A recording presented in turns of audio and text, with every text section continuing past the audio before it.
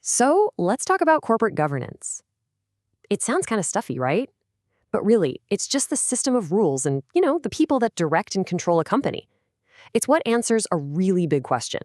When you've got thousands of employees, a super powerful management team, and maybe millions of shareholders, who is actually calling the shots?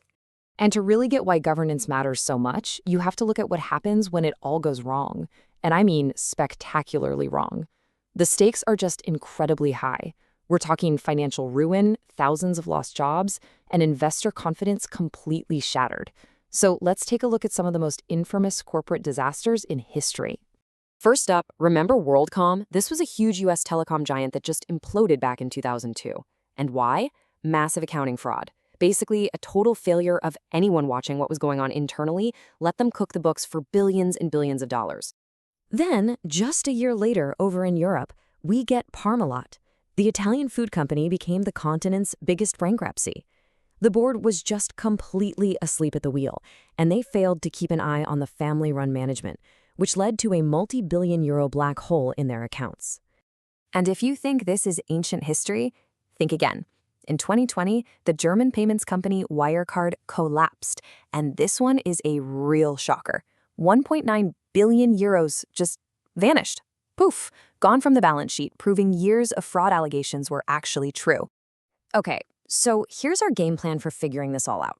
First, we're going to dissect these corporate disasters. Then, we'll see how the rulebooks we have today were born from those failures. We'll take a look inside the boardroom, talk about the real power of shareholders, and finally, we'll tackle that really tricky subject, executive pay. All right, let's jump right in.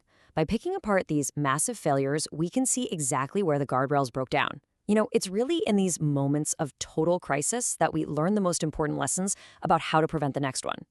Now, what's so fascinating here is how each of these scandals had a really specific weak point. With WorldCom, it was the internal audit. It just failed. The lesson? You absolutely need strong financial controls and an auditor who isn't afraid to challenge things. At Parmalat, the board itself was the problem. They didn't supervise the management. The takeaway there was crystal clear. Your board has to be independent and competent.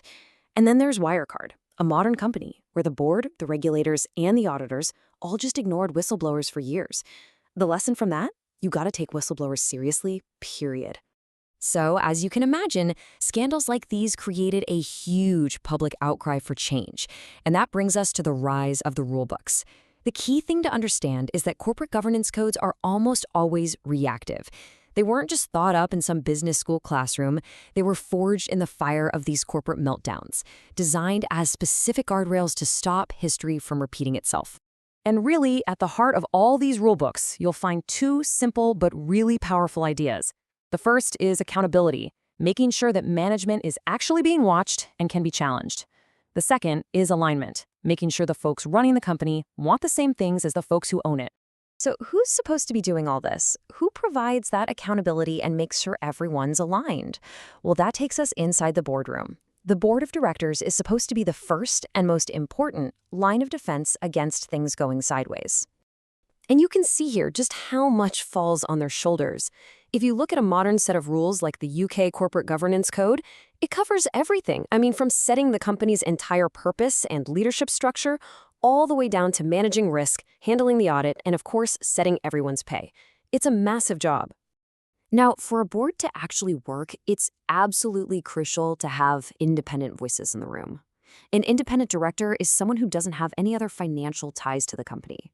Their whole job is to bring in outside perspective, to offer objective, unbiased judgment, and to stop the board from just becoming a rubber stamp for whatever the CEO wants to do. But check this out, because the definition of independent isn't the same everywhere. How long can you actually sit on a board before you're considered, too cozy with management? In some places, it's 12 to 15 years. In others, you lose your independent status after just 8 to 10. And then you have places like the UK, which use this explain standard, where the company basically has to argue why a director who's been there for a long time is still independent. It just goes to show how nuanced this whole concept can be. So while the board is that first line of defense, the ultimate power, the final say, rests with the company's true owners, the shareholders. And they are not just passive passengers. They have very specific rights and tools to hold the company and its management accountable. One of the biggest powers they have is the vote on what's called a Class 1 transaction. Here's how it works. If a company wants to do a massive deal, we're talking something that impacts more than a quarter of its assets or profits, management can't just go ahead and do it. Nope. First, they have to give a detailed explanation to the shareholders, and then the shareholders get the final vote, approve or reject. It's a huge check on management making massive bets without the owner's permission. Another really fundamental protection shareholders have is something called preemption rates. All this means is that if a company decides to issue new shares, it has to offer them to its existing shareholders first. Why is that a big deal? Well, it protects you, the owner, from having your ownership stake watered down. It's about making sure you get to keep your slice of the pie. Okay, that brings us to our last section, and you could argue it's the most controversial topic in all of corporate governance: executive pay. This is really where the potential conflict between what management wants and what the owners want is on full display. And this lays out that core tension perfectly. On one side, you have management, who naturally have an interest in maximizing their personal pay right now in the short term. On the other side, you have the shareholders, the owners, who want to maximize the sustainable value of the company over the long haul. And those two goals, they don't always line up. So how do you solve this puzzle? Well, let's look at how a typical pay package is built. First, you've got the fixed part, the base salary. Then there's a short-term bonus, usually based on how the company did that one year. And finally, you have the long-term incentive. And this is really the key piece for getting everyone on the same page. And this is how it works. The long-term plan is specifically designed to create that alignment we talked about. It's not about having one good year. Performance is measured over 3 years or more, and executives usually have to hold on to any shares they get for a total of 5 years, sometimes longer. And crucially, the payout is often tied directly to total shareholder return. What that means is simple. The executives only get a big payday if the shareholders do too. So that leaves us with a big question, right? If we have all these smart rules, all these shareholder rights, all these clever pay structures, why do we still see epic failures like Wirecard?